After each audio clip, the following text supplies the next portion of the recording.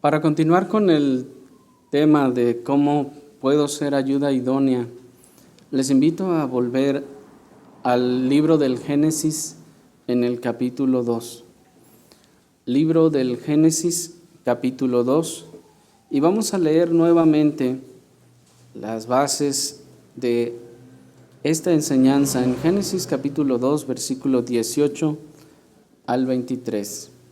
Dice Génesis 2, 18, y dijo el Señor Dios, no es bueno que el hombre esté solo, le haré ayuda idónea para él. El Señor Dios formó pues de la tierra toda bestia del campo y toda ave de los cielos, y las trajo a Adán para que viese cómo las había de llamar.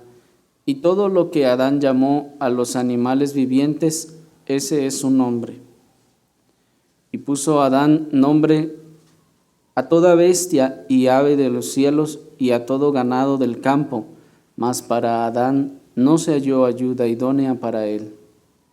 Entonces el Señor Dios hizo caer sueño profundo sobre Adán, y mientras éste dormía, tomó una de sus costillas y cerró la carne en su lugar. Y de la costilla que el Señor Dios tomó del hombre, hizo una mujer y la trajo al hombre. Dijo entonces Adán, esto es ahora hueso de mis huesos y carne de mi carne. Esta será llamada varona, porque del varón fue tomada. Hasta ahí. Hermanos, si el Señor nos concede en esta oportunidad, vamos a ver cómo puedo ser ayuda idónea en el área emocional y en el área espiritual. Comenzando con el área emocional, hermanos, diremos de una forma más breve que la segunda, que la mujer es también llamada pues a ser ayuda idónea en el aspecto emocional, siendo una animadora de su esposo, de su padre o de su autoridad.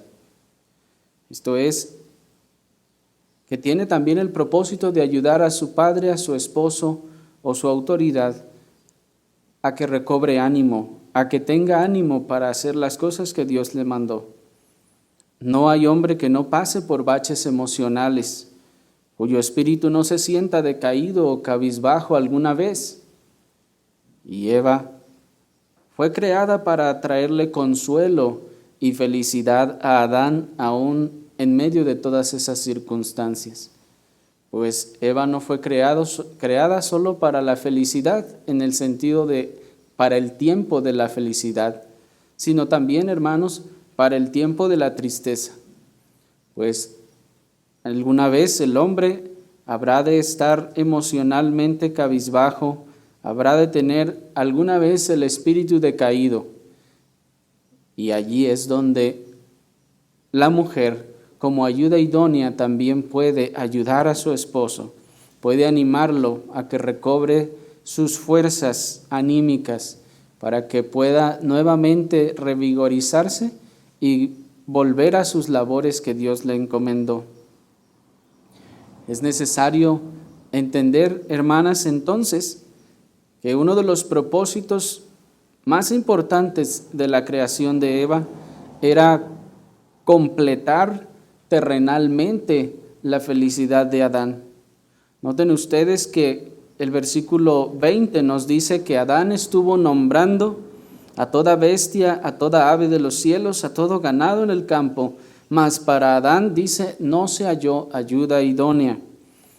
Adán, hermanos, ya tenía trabajo, ya estaba trabajando, Adán ya tenía el huerto, Adán ya estaba llevando a cabo sus labores, pero Adán no había encontrado una ayuda idónea. Adán seguía incompleto en ese sentido. Adán necesitaba todavía algo que complementara su felicidad en esta tierra. Ustedes han oído cómo en el mundo incrédulo se dice y se insiste que la felicidad está en nosotros mismos, lo dicen. ¿Han oído eso? Y que nosotros, dicen ellos, que no debemos buscarla en otra persona ni en otro lugar que en nosotros mismos. Dicen ellos, la felicidad está en ti, y búscala dentro de ti y la encontrarás. Pero es por ello, hermanos, que vamos a seguir viendo a todas estas personas que sostienen estas filosofías caer una y otra vez en la tristeza y en la infelicidad, gracias a esos conceptos antropocentristas y egoístas. Porque el pensar y decir que la felicidad está en mí, eso es un concepto egoísta y antropocéntrico, hermanos, que dice que todo lo que necesito para ser feliz, dicen ellos, está en mí. ¿Qué es eso? Antropocentrismo. Esto es todo lo que se centra en el hombre. Yo soy el centro de todo. Esa es la filosofía del antropocentrismo. Yo soy el centro de todo y no necesito nada para ser feliz o para hacer lo que yo quiero. Todo lo que necesito soy yo, dicen ellos. ¿No es eso egoísmo, hermanos? ¿No es eso antropocentrismo?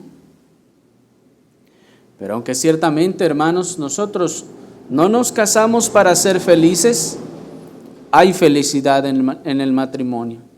Aunque no nos casamos con el objetivo de ser felices, hay felicidad en el matrimonio. Dios bendijo el estado matrimonial antes que el estado de soltería. Y eso ya lo hemos visto en otras oportunidades. Pues Dios bendijo, hermanos, el estado matrimonial antes que el estado de soltería. De tal forma que, como ya vimos en otras oportunidades, no es más digno el estado de soltería que el matrimonial, de tal forma que el soltero piense y sienta que entre más tiempo permanezca soltero es mejor. No, hermanos, el estado que Dios bendijo fue el matrimonial.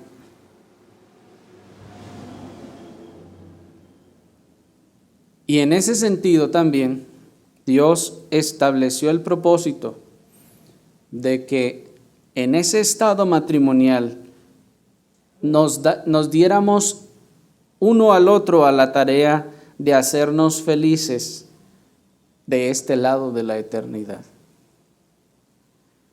Fuimos llamados a la tarea divina de hacernos felices mutuamente de este lado de la eternidad. ¿Por qué decimos a la tarea divina, hermanos? Porque Dios también hace esto. Dios también ha buscado la felicidad nuestra.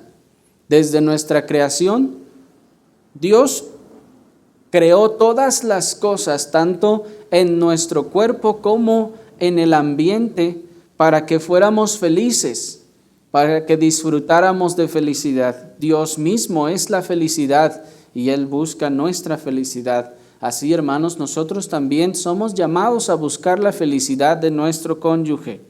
Esa es una tarea que tenemos cada uno. No se trata entonces de que vamos a buscar encontrar la felicidad en nosotros. No, nuestra tarea es buscar la felicidad de nuestro cónyuge. Así pues, uno de los propósitos más importantes de la creación de Eva era completar terrenalmente la felicidad de Adán. El mensaje que nos trata de dar el texto del versículo 20 nos dice que a pesar de que Adán hacía todas las labores que le habían sido encomendadas y que interactuaba aún con los animales, él estaba incompleto. A él le hacía falta algo, le hacía falta una ayuda idónea que le complementara y le hiciera pleno, completamente feliz. Y esto, hermanos, Dios se lo dio en Eva, en su esposa, en su mujer, en su ayuda idónea. Es esa ayuda idónea entonces la que complementa la felicidad del varón. Por esa razón, cierto autor dijo que la mujer es la copa más dulce de la felicidad terrenal para el varón. Este autor, hermanos, decía que la copa más dulce de felicidad terrenal para el varón es la mujer.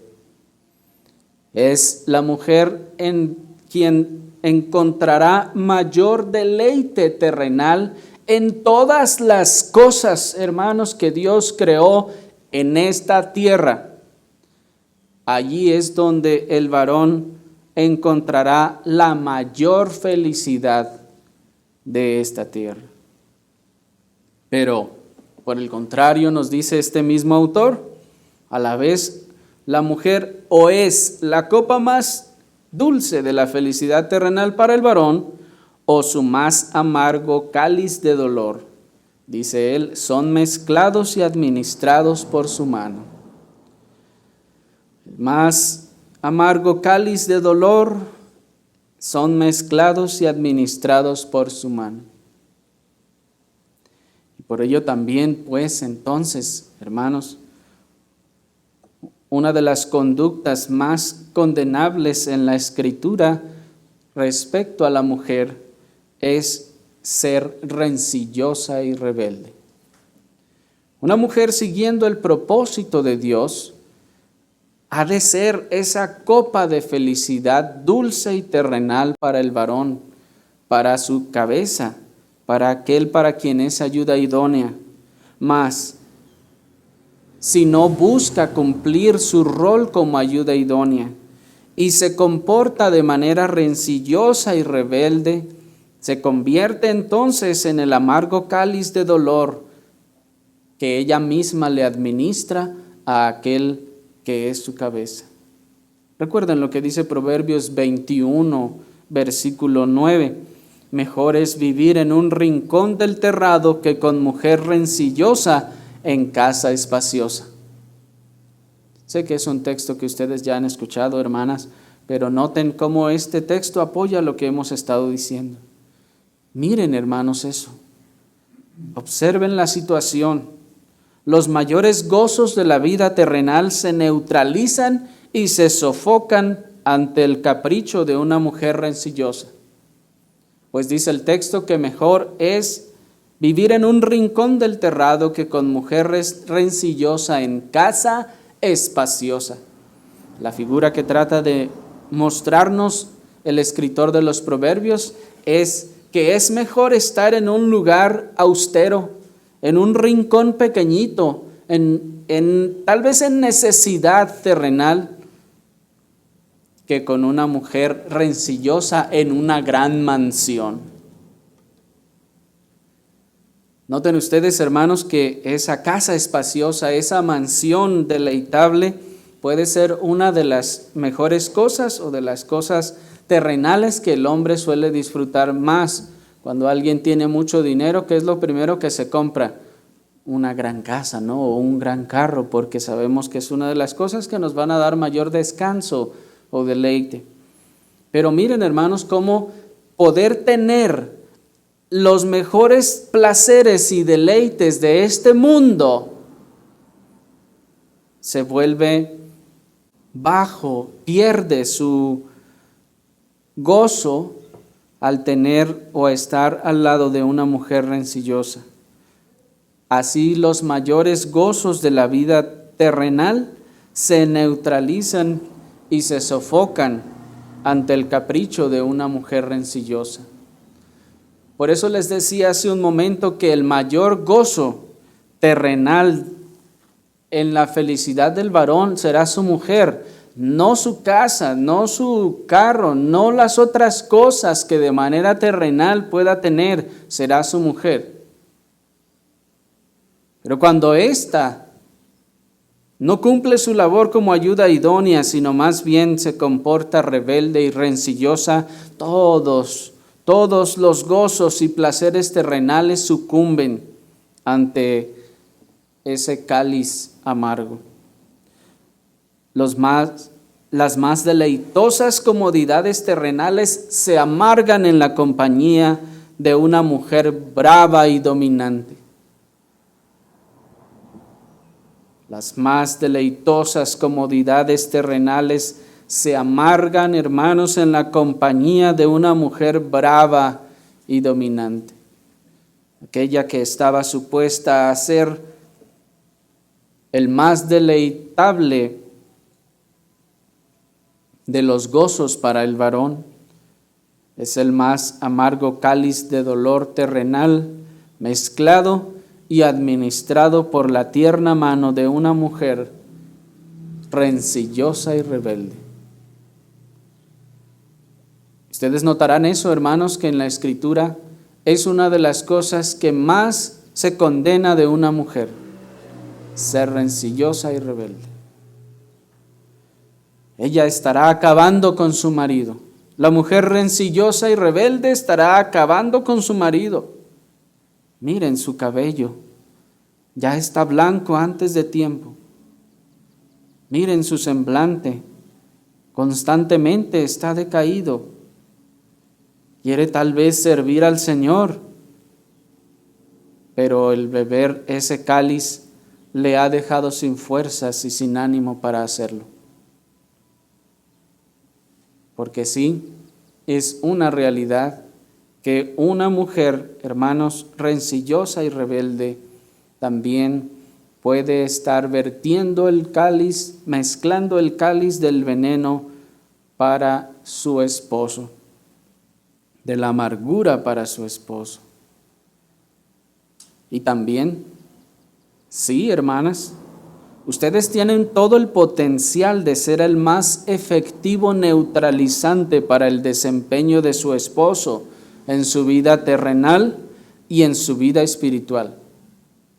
Sí, ustedes tienen todo el potencial, hermanas, de ser el más efectivo neutralizante para el desempeño de su esposo en la vida terrenal y en la vida espiritual. Aún esto, incluso, hermanos, en el aspecto terrenal, aún los incrédulos lo reconocen. Ven alguno de sus elementos estar trabajando muy poco eficientemente, lo ven muy cabizbajo, lo ven muy negativo al hacer su trabajo, muy poco colaborador. Y hermanos, el patrón dice: algo le pasa en su hogar, algo está pasando en su casa, algo está pasando con su esposa tal vez. Y esto, hermanos, es una realidad. Cuando las dificultades se agravan en casa, fuera de casa, hermanos, alguien que tiene una conciencia, digamos que funciona bien, no puede andar feliz y no puede realizar todas estas cosas con toda eficiencia y eficacia. Su mente y su corazón están ahogados por esa situación. Cuanto más también en el aspecto espiritual, pues una mujer rencillosa y rebelde puede también neutralizar el ánimo de su esposo para servir al Señor. Tal vez él quiere servir al Señor, él quiere esforzarse más, él quiere acercarse más, pero ella no quiere. O ella tal vez no lo sigue. O ella tal vez dice: ¿para qué tanto buscar a Dios? Como más de alguna vez les he dicho que una mujer dijo: ¿para qué tanta iglesia? ¿Para qué tanta iglesia? Aquí en la casa estamos bien. O aquella mujer que por su conducta o su mala conducta, su condición rebelde y rencillosa, incapacita o inhabilita a su marido para que pueda ejercer de alguna forma algún ministerio. Y esto, hermanos, en ciertas ocasiones se vuelve una realidad. Hay hermanos, hay varones a quien pues Dios ha dado algunos dones en ocasiones y ha dado gracias para que puedan utilizarlas en beneficio del pueblo del Señor, pero a causa del mal testimonio de su esposa, son incapaces, están inhabilitados también para que puedan realizar esa labor dentro de la iglesia. Eva, deben recordar, pues, hermanas, fue creada para ser ayuda idónea de Adán y no para hacerle de amargura. Fue creada para traer alegría y vida a la vida de Adán y no tristeza. No olviden el texto que veíamos la ocasión anterior en Proverbios 31:12. Ella le da bien y no mal todos los días de su vida. Les recomendaba que lo apuntaran, que lo escribieran y lo pusieran ahí en sus alacenas, en el tocador, en donde ustedes lo estén viendo. Ella le da bien y no mal todos los días de su vida.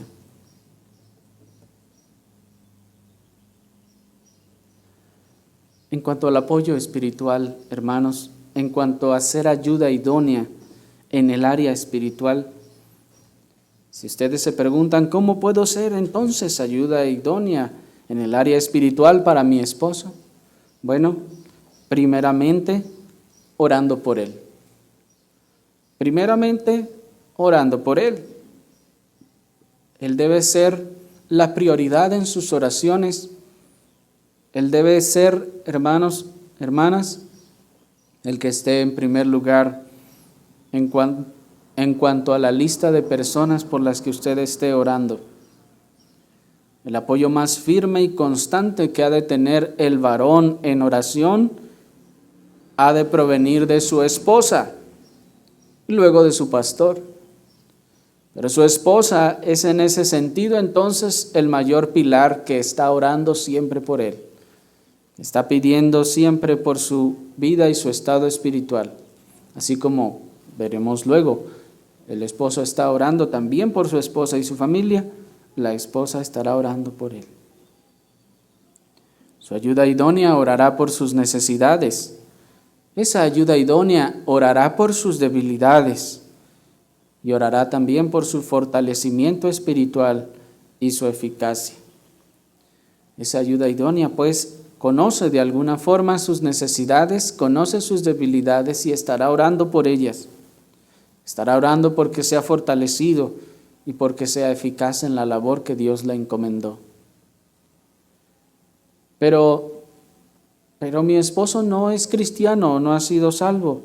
Bueno, entonces la oración de la esposa se tornará principalmente en su salvación si no la posee. Si no da marcas de salvación, entonces su oración se centrará en su esposo para que el Señor lo salve y tenga misericordia de él.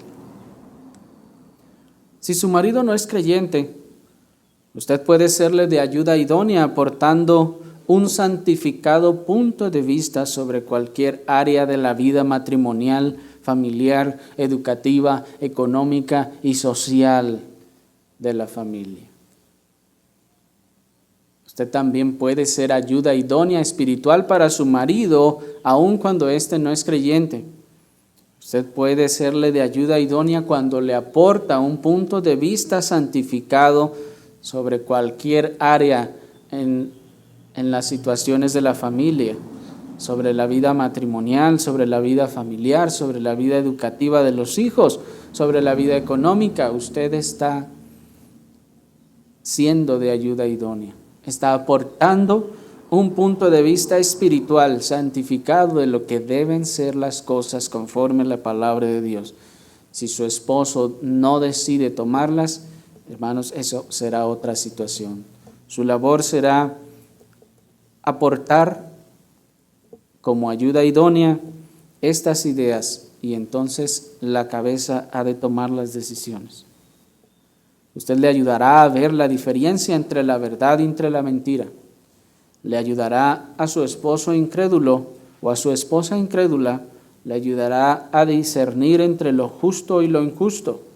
Le ayudará a reconocer lo que es robar, por si él no lo sabe y está instruyendo o está actuando con la familia en una forma que se roba. Usted le ayudará a reconocer, mira, esposo, esposa, es que eso es robar, no debemos hacer eso, no debemos ponerle un diablito a la luz, no debemos ponerle esto o lo otro, eso se está robando. Mira, esposo, esto es engañar, esto es lo que dice la palabra de Dios que es engañar. Eso que haces también es engañar, eso que dices hiere, esto otro es matar también. Y todas las formas de idolatrar y de usar el nombre del Señor en vano, por ejemplo, son formas en las que usted puede estar siendo ayuda idónea espiritual para su esposo, aun cuando no es creyente, o su esposa. Pero siempre compartiéndole del Evangelio para su salvación. Otra forma en la que usted puede ser ayuda idónea espiritual para su esposo es apoyándolo o hasta levantándolo en caso de algún decaimiento espiritual. Si su esposo ha caído en algún bache espiritual, si ha decaído espiritualmente, si se le nota y aún los hermanos notan que necesita ayuda, que anda decaído, que anda manifestando un espíritu bajo, poco fervoroso, entonces usted puede ser de ayuda idónea espiritual apoyándolo y levantándolo. Dios diseñó el matrimonio para hacer la ayuda idónea mutua, para que ambos se alentaran y se levantaran espiritualmente.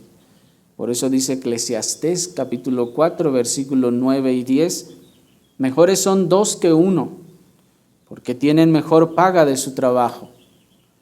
Porque si cayeren, el uno levantará a su compañero, pero ay del solo, que cuando cayere, no habrá segundo que lo levante. Así, hermanos, somos ayuda idónea espiritualmente para nuestras parejas, para nuestros cónyuges, cuando andan desanimados o desalentados por alguna cosa en el aspecto espiritual. También podemos ayudarnos unos a otros. Ciertamente la iglesia en general tiene la obligación de ayudar, de apoyar a los hermanos que andan en esta situación, pero el primer apoyo proviene del cónyuge. Dice el texto que mejor paga hay para dos cuando trabajan juntos. Y debemos entender que es un estilo de trabajo como lo que llamamos a destajo. Si uno solo está trabajando a destajo, ¿cuánto le van a pagar?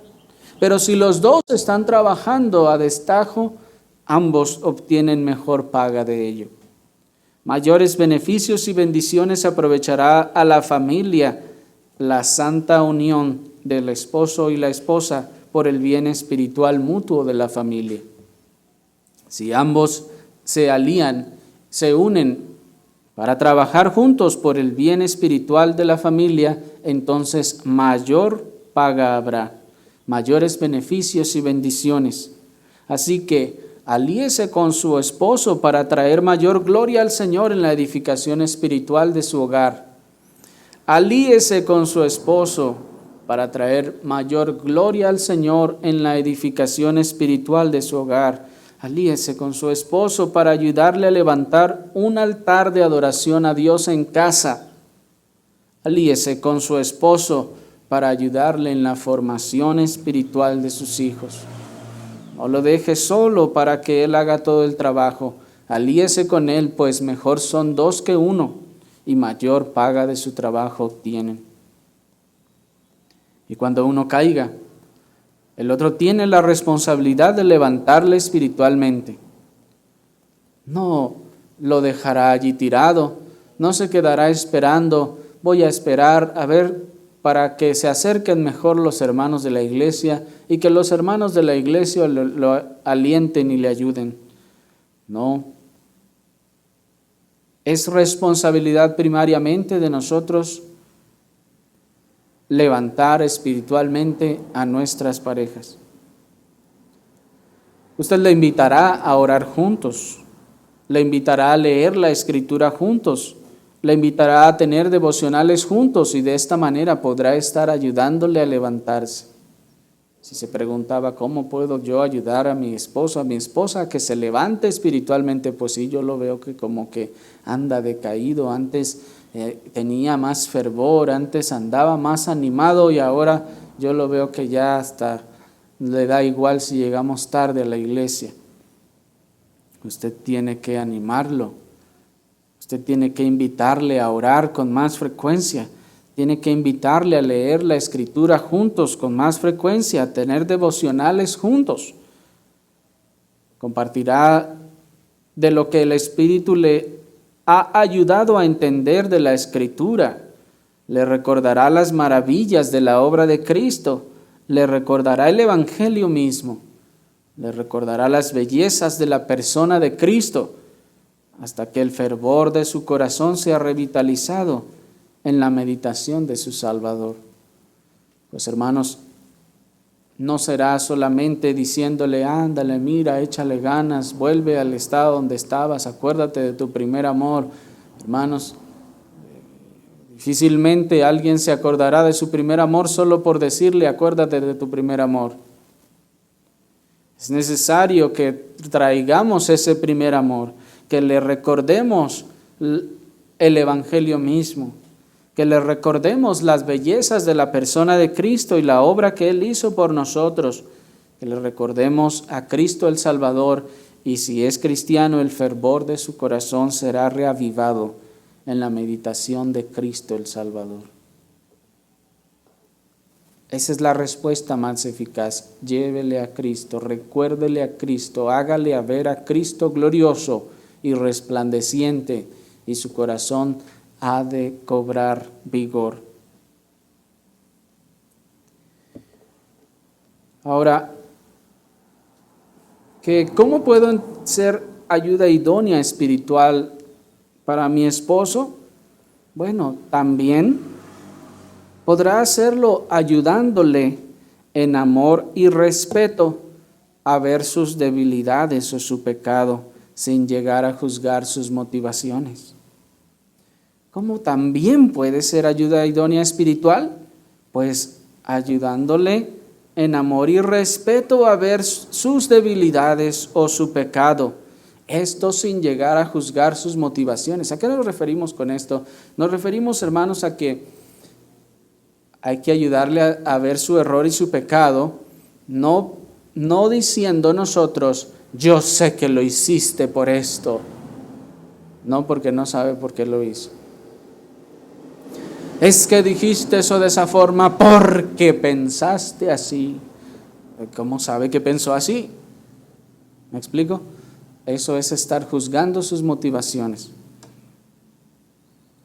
El pecado siempre está buscando hacerse presente en todo lugar donde se le deja entrar. El descuido espiritual, aliado con el orgullo, suelen ser un buen empañante de nuestra visión espiritual. Y el pecado siempre está buscando la forma de entrar, tanto en nosotros personalmente como en nuestro matrimonio y en nuestro hogar. Cualquier descuido busca agarrarse de cualquier descuido y se alía con nuestro orgullo para empañar nuestra visión espiritual, tanto en varones como en mujeres, lo que hace necesaria una ayuda que en amor y respeto nos ayude a ver aquellas áreas espirituales donde necesitamos mejorar o en donde estamos pecando. Porque, hermanos, no somos inmunes al pecado. No somos inmunes al error. El pecado siempre está buscando la forma de volver a tomar el trono en nuestro corazón. Necesitamos ayuda también en esa parte. Hermana, Dios te diseñó para ser ayuda espiritual para tu esposo o tu autoridad. Dios te diseñó para que seas una Abigail para tu esposo y no para que seas una Zafira. ¿Se acuerdan ustedes de Zafira? Aquella esposa de Ananías en el libro de los Hechos. Dice la Escritura que viendo que los demás hermanos tenían ese corazón regenerado, dispuesto a dar todo lo que tenían y de sí para gloria del Señor y el beneficio de su reino, vendían las propiedades. Y Ananías dijo, oye, qué bien se ve eso, tal vez pensó, y dijo, vamos vendiéndola de nosotros y nos quedamos con una parte y damos otra parte, ¿qué te parece? ¿Y qué dijo Zafira? No, esposo, mira, eso es pecado delante del Señor, estamos queriendo engañar al Señor, ¿le dijo eso? No, Zafira le dijo, sas, vamos haciéndolo. Y ustedes conocen, hermanos, el desenlace. Así que, hermana, usando el discernimiento bíblico que Dios te dio, Si es necesario, corroborándolo también con tu pastor para asegurarte que disciernes bien, debes apoyar a tu esposo a ver el pecado en sus planes o en sus acciones. ¿Sí? Ustedes, hermanas, también serán de ayuda idónea, ayudando a su esposo a ver el pecado en sus planes que está haciendo, a ver el pecado en sus acciones. Porque tal vez ustedes tienen discernimiento y su esposo no es creyente y no lo tiene, y le harán ver estas realidades. Ustedes, usando ese discernimiento, le ayudarán a entender que lo que está haciendo es pecado, o lo que planea hacer es pecado. ¿Acaso no habrá discernido Safira que tratar de engañar a las autoridades de la iglesia es como tratar de engañar al Espíritu Santo mismo? ¿Qué piensan ustedes de Safira? Su marido está haciendo todo eso y por el relato, hermanos, del texto, podemos entender que lo consultó con ella.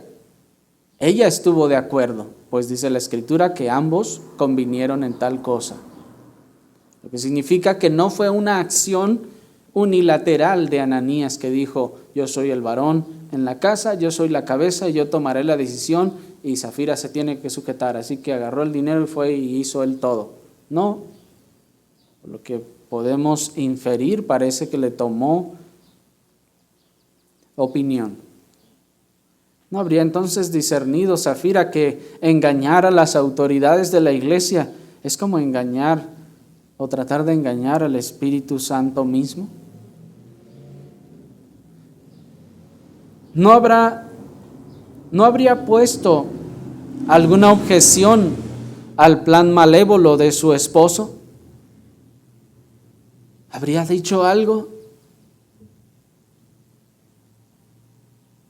¿Le habría preguntado a su esposo? ¿O le habría argumentado a su esposo a tal grado de convencerlo de que eso era pecado? O, dicho de otra forma, habrá sido que ella hubiera detectado que había algo medio mal allí. Oye, yo como que esto no se me hace que esté muy bien. Y entonces habrá sido que Ananías empezó a argumentarle y decirle, no, mira esposa, es que pues mira la necesidad que tenemos. No pienses así, estamos haciendo bien. Y le habrá tal vez hasta sacado versículos de la Biblia a Ananías y le habrá dicho, mira, estamos haciendo bien, sujétate, tú debes sujetarte, debes hacer lo que yo te diga. Y Safira dijo, pues bueno, está bien, pues tú eres la cabeza, entonces vamos a hacer lo que tú digas. ¿Habrá sido así, hermanos?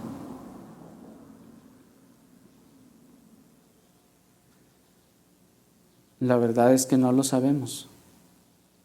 Pero lo que sí se nos deja claro es que ella estuvo dispuesta a participar en el engaño. Lo que sí se nos deja claro es que Safira estuvo dispuesta a participar en el pecado de su esposo.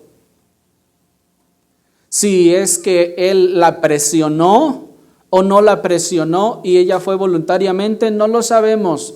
Pero cualquiera de las dos cosas que hubiese ocurrido, hermanos, al final ella pecó con él. Ella estuvo dispuesta a participar en el engaño, tanto que hasta estuvo dispuesta a sostener en público la versión acordada con su marido. ¿Se dan cuenta?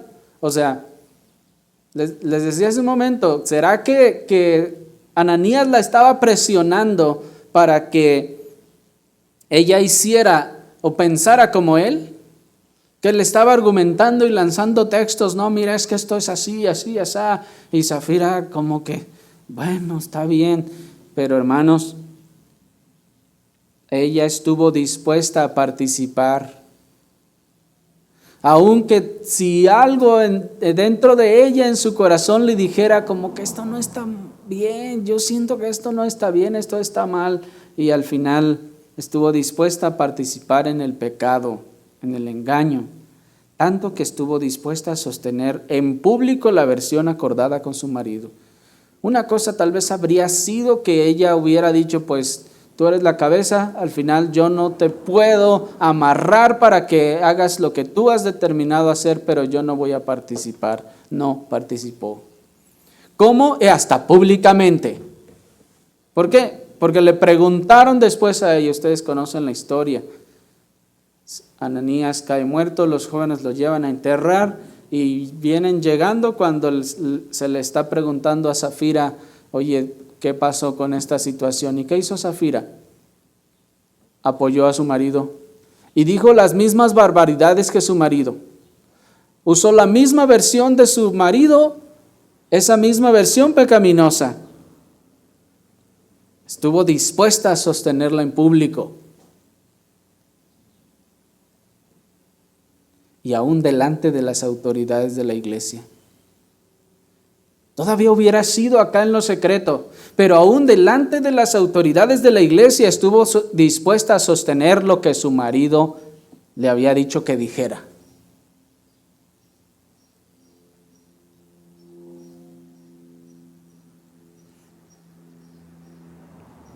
No, hermanas, ustedes no deben participar en los pecados de sus esposos, solo porque son sus cabezas y digan que se deben sujetar. No, ustedes no deben participar en los pecados de sus esposos. Ustedes son libres del pecado y no tienen por qué sujetarse más a él, al pecado. Aunque esto signifique no seguir o desobedecer las propuestas o instrucciones pecaminosas de sus cabezas y su autoridad. Voy a repetir eso. Ustedes no deben participar en los pecados de su esposo solo porque son sus cabezas y se deben sujetar. Ustedes son libres del pecado y no tienen que sujetarse más a él, al pecado. Aunque esto signifique no seguir o desobedecer las propuestas o instrucciones pecaminosas de sus cabezas. Ahí no deben sujetarse. Safira recibió el mismo castigo del pecado de su esposo debido a su complicidad con él. No recibió menos castigo que su esposo. Fue cómplice de su esposo, si estuvo dispuesta a sostener la versión de su esposo. ¿Y qué dijeron los apóstoles o el Espíritu Santo a través de los líderes de la iglesia? Bueno, ella era la esposa, ella estaba siguiendo lo que su marido le dijo que dijera, pues no fue tan malo, el autor intelectual era él, así que bueno, a ella le vamos a dar una condena menor. ¿Fue así? No, hermanos, Safira cayó igual muerta en esa misma hora, igualmente que su marido, a causa de su complicidad. ¿Se fijan?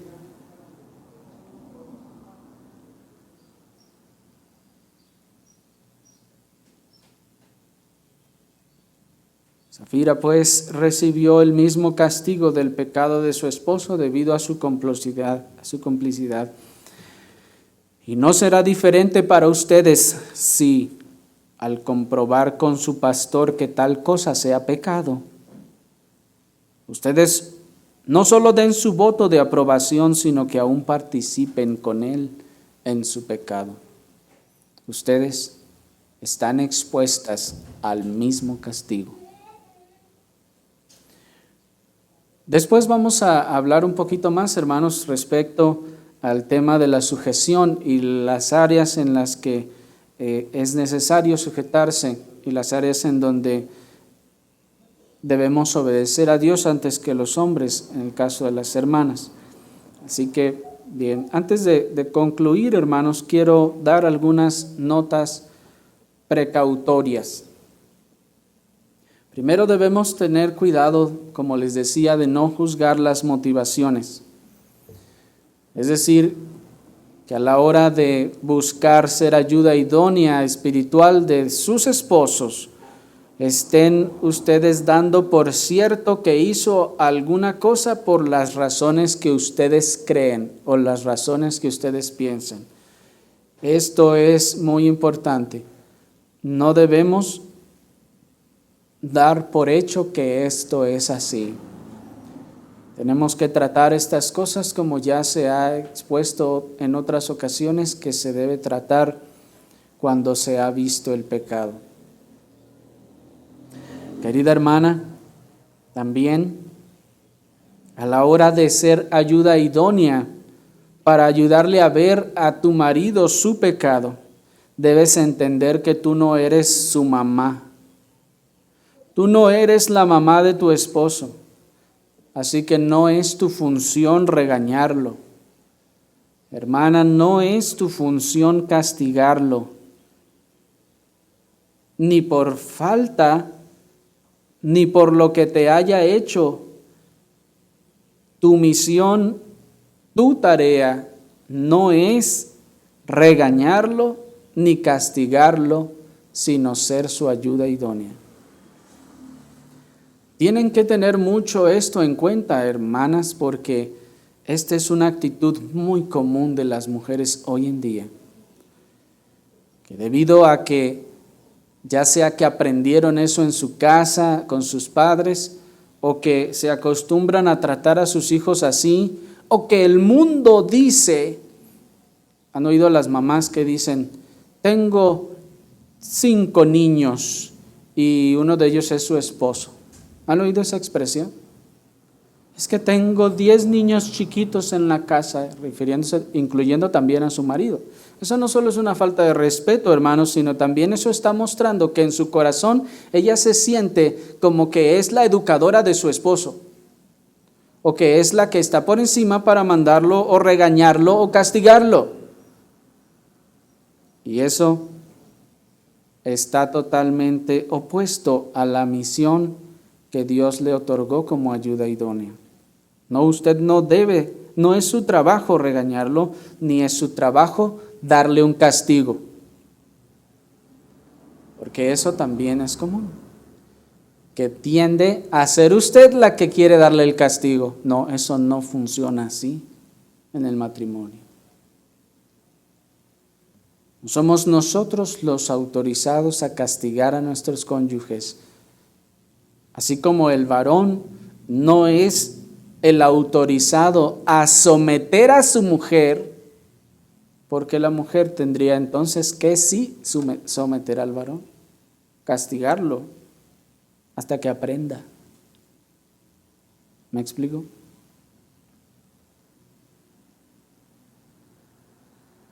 Eres apoyo moral y espiritual.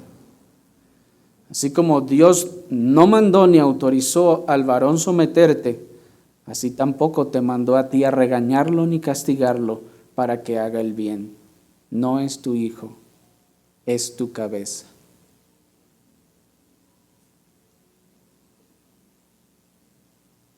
Cuando tú regañas o tratas de castigar a tu esposo, estás saltando tu autoridad. Te estás imponiendo sobre tu cabeza y te estás convirtiendo ahora tú en la cabeza. Estás tratando de dominar a tu autoridad. Y ahora la que necesita la corrección eres tú. ¿Sí me explico? Cuando una esposa intenta regañar o castigar a su esposo, está saltando su autoridad, se está subiendo por encima de su cabeza y está tratando de dominar su autoridad. Y ahí ahora la que necesita la corrección es la que estás tratando de saltar su autoridad. Está pecando contra su autoridad y se está poniendo en el lugar que Dios no le dejó. ¿Me explico? Es como el que quiere corregir el pecado con más pecado.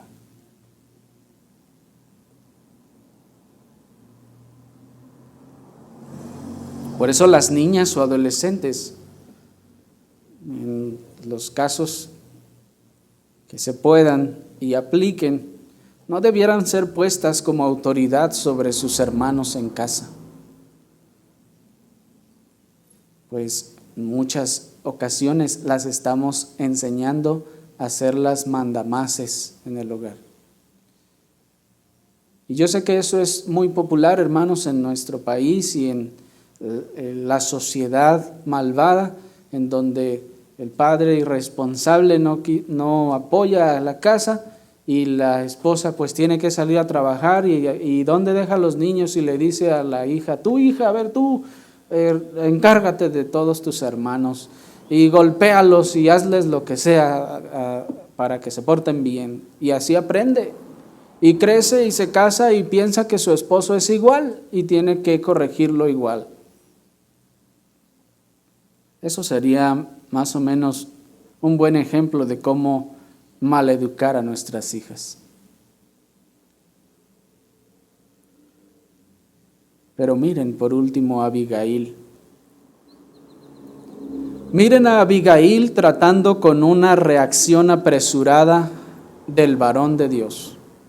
Dice el primer libro de Samuel, capítulo 25, en el versículo 3, era aquella mujer de buen entendimiento y de hermosa apariencia, pero el hombre era duro y de malas obras. Hermanas, miren, aquí hay una mujer casada con un hombre malvado y perverso. De hecho, eso significa Nabal, malvado, perverso. Pero ella era una mujer de buen entendimiento, dice la Escritura. Cuando ella fue avisada de la maldad hecha por su esposo, ¿qué hizo? Pues hay que se las arregle él, dijo. Le dijeron que sería destruida su casa de ella o la casa de su esposo. ¿Qué decía el texto? La casa de su esposo. Y que ningún varón quedaría con vida, o sea que ella iba a seguir viva. ¿Y qué dijo? Pues es problema de él, para que se le quite. Que se las arregle él, dijo esta mujer así, Abigail. Noten lo que ella hace. Ella toma muchas ofrendas y va al encuentro de David. Ella hizo, hermanos, quiero mencionarles 7 cosas que ella hace siendo una ayuda idónea para su esposo, bueno, y aún este hombre que no era su esposo, fíjense,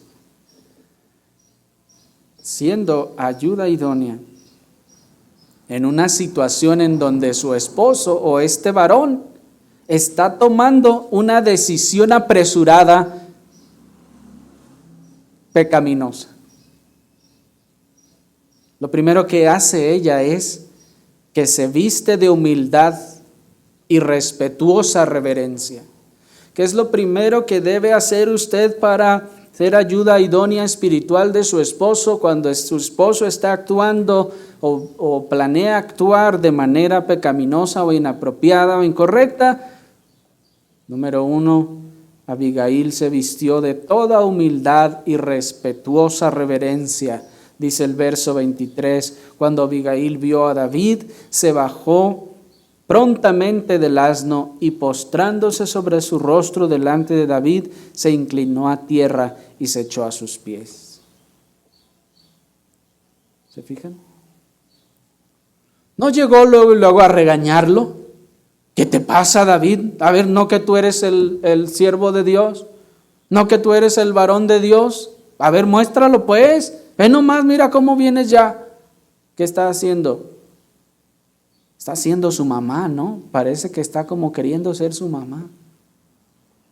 No, Abigail se humilla y en humildad y respetuosa reverencia ella se postra sobre su rostro, se inclina a tierra y se arroja a sus pies. No significa que usted tiene que arrodillarse con su esposo ni nada de eso. Pero lo que podemos recoger de aquí, hermanos, es esa humildad y respetuosa reverencia. No tiene que hacer esas cosas físicamente, pero sí mostrar ese mismo corazón respetuoso y humilde. Lo segundo que ella hace es que se sacrifica por el bien de la casa de su esposo, que es también su casa. Se sacrifica por el bien de su casa. Al ver que este varón está actuando inapropiadamente, luego de vestirse de humildad y reverencia respetuosa, se sacrifica por el bien de su casa, dice el verso 24. Y dijo: Señor mío, ve y dale a él como se merece, dice. No, sobre mí sea el pecado, mas te ruego que permitas que tu sierva hable a tus oídos y escucha las palabras de tu sierva. Miren, hermanos, esta mujer tomó la culpa por sí misma. Esta mujer conocía a Cristo. Esta mujer conocía a Cristo y su obra.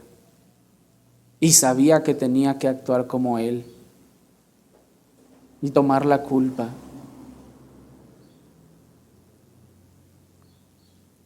Lo tercero que ella hizo es que no trató de regañar al varón sobre ella, sino que le habló con respetuosa condescendencia. Y fíjense, hermanos, es una realidad. David ciertamente estaba actuando apresuradamente y estaba a punto de pecar, vengándose por su propia mano. ¿Y qué hizo esta mujer? Se le puso como barda, como escudo bravo para que no pase. No, hermanos.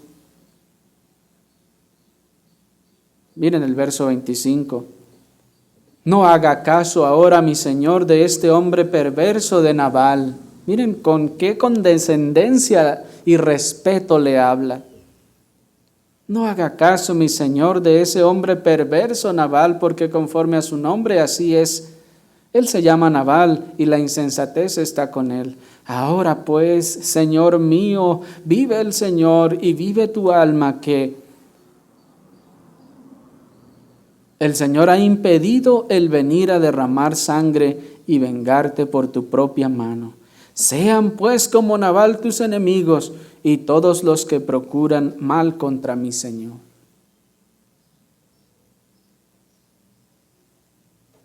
¿Lo estaba regañando? Pero noten que de manera muy sabia le está haciendo ver que ahí hay algo mal. ¿Se fijan? Vive el Señor y vive tu alma, que el Señor te ha impedido de venir a derramar sangre y vengarte por tu propia mano.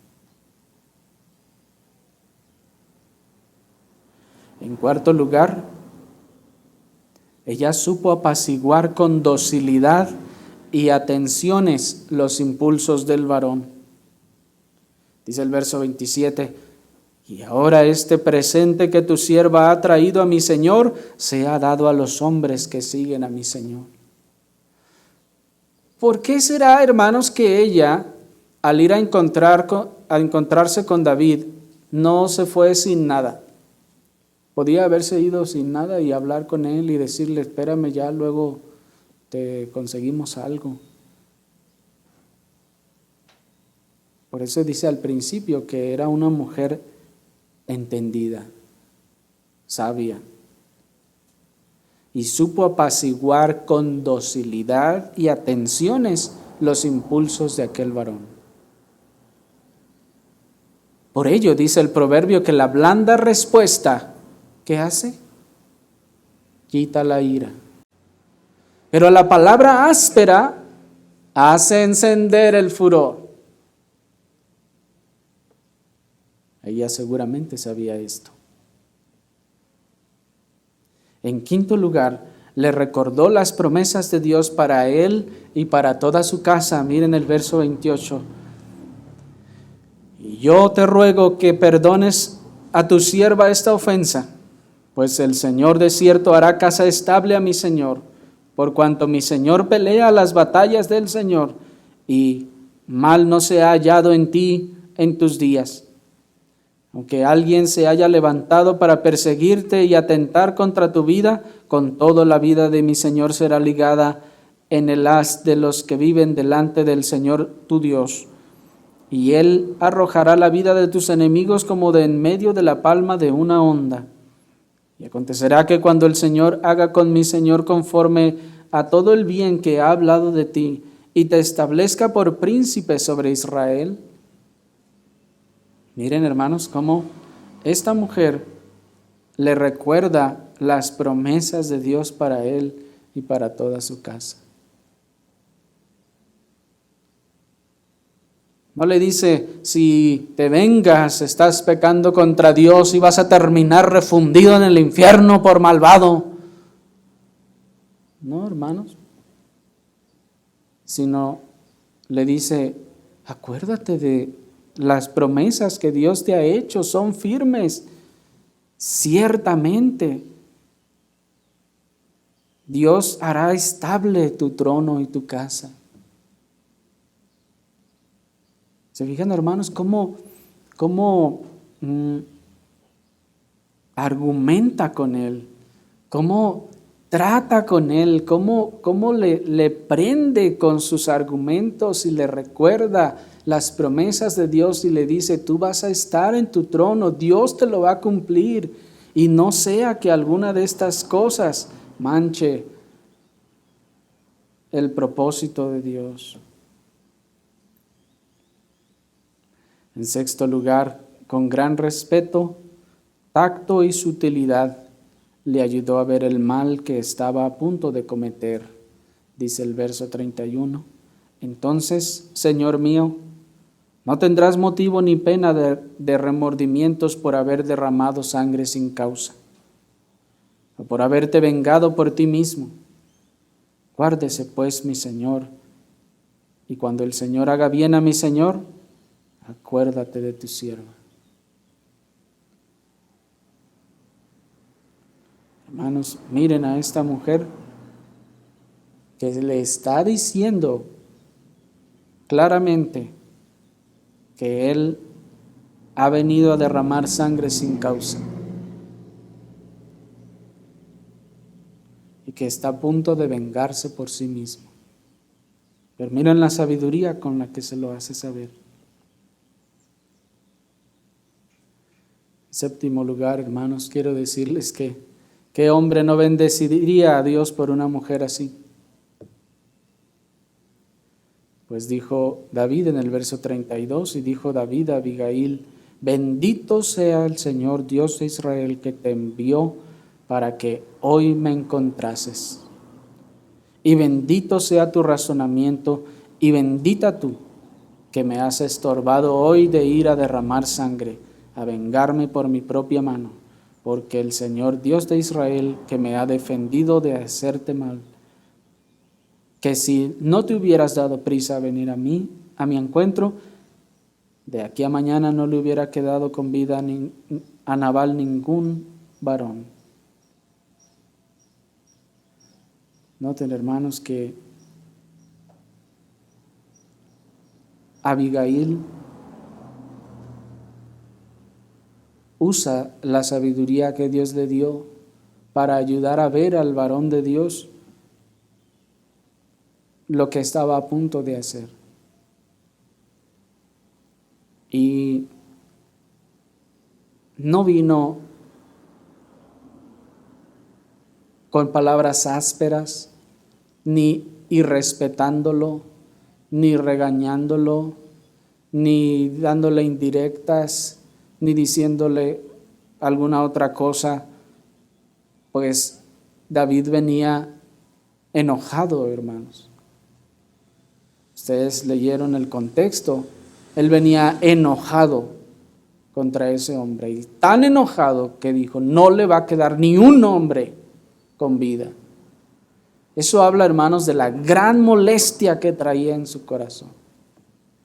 Miren cómo una mujer sabia supo apaciguar el ímpetu y la molestia tremenda de un hombre que estaba dispuesto a matar a miles, tal vez.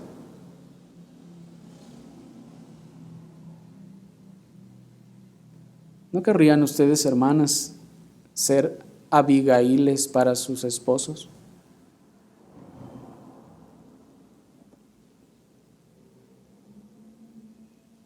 ¿No querrían ustedes, hermanas, ser como esta mujer? Esta mujer es ejemplo de lo que debe ser una ayuda idónea y la forma en la que una ayuda idónea interviene en lo que hoy se llaman situaciones de crisis.